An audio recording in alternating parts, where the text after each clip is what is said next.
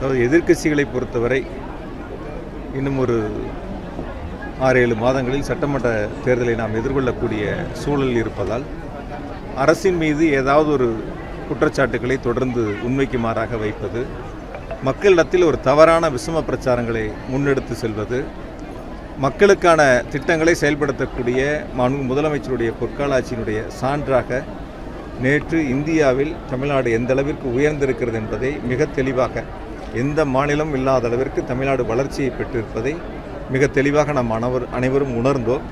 அதையெல்லாம் பொறுத்து கொள்ள முடியாமல் அரசினுடைய திட்டங்கள் மக்களுக்கு சென்றடைவதை தடுக்கும் நோக்கில் குறுகிய மனப்பான்மையோடு அதிமுகவை சார்ந்திருக்கக்கூடிய சி.வி. சண்முகம் அவர்கள் நீதிமன்றத்தை நாடி தடையாணை பெறுவதற்கு முயற்சி செய்தார்கள். அரசினுடைய திட்டங்களை கொண்டு சேர்ப்பதில், முதலமைச்சருடைய திட்டங்களை கொண்டு சேர்ப்பதில் மாண்புமிகு நீதியரசர் அவர்கள் மிக சிறப்பான ஒரு தீர்ப்பை வழங்கியிருக்கின்றார்கள். இது மக்களுக்கான அரசு என்பதை, மக்களுடைய திட்டங்களை கொண்டு சேர்ப்பதை, மக்களோடு இருந்து பணியாற்றக்கூடிய முதலமைச்சர் என்பதை நீதிமன்ற தீர்ப்பின் மூலமாக, மக்களிடத்தில் பெற்றக்கூடிய வரவேற்பின் மூலமாக கண்கூடாக நாம் பார்க்க முடிகிறது. அரசியல் காழ்ப்புணர்ச்சிகளுக்காக தொடர்ந்து அதிமுக இதுபோன்ற குறுகிய மனப்பான்மையோடு பல்வேறு செயல்களை செய்து கொண்டிருக்கின்றார்கள். வரக்கூடிய அவர்களுக்கு அதுக்கு சரியான பதிலடி என்பது 2026 சட்டமன்ற தேர்தலாக அமையும்.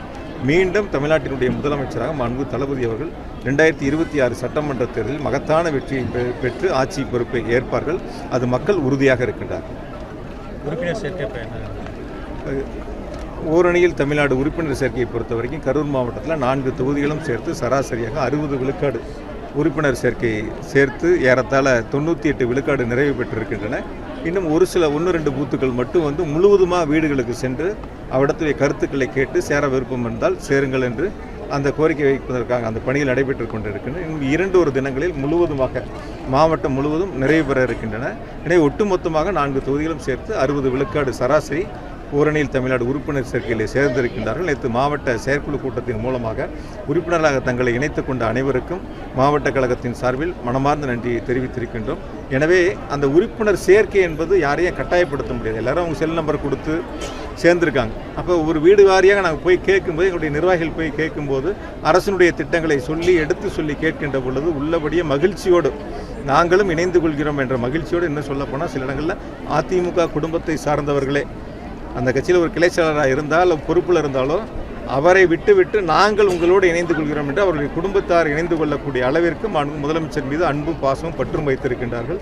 எனவே கரூர் மாவட்டத்தினுடைய தேர்தல் வரலாற்றில் 2வது முறையாக 4 தொகுதிகளும் 2026 உதயசூரியன் நிச்சயமாக வெற்றி பெறும்.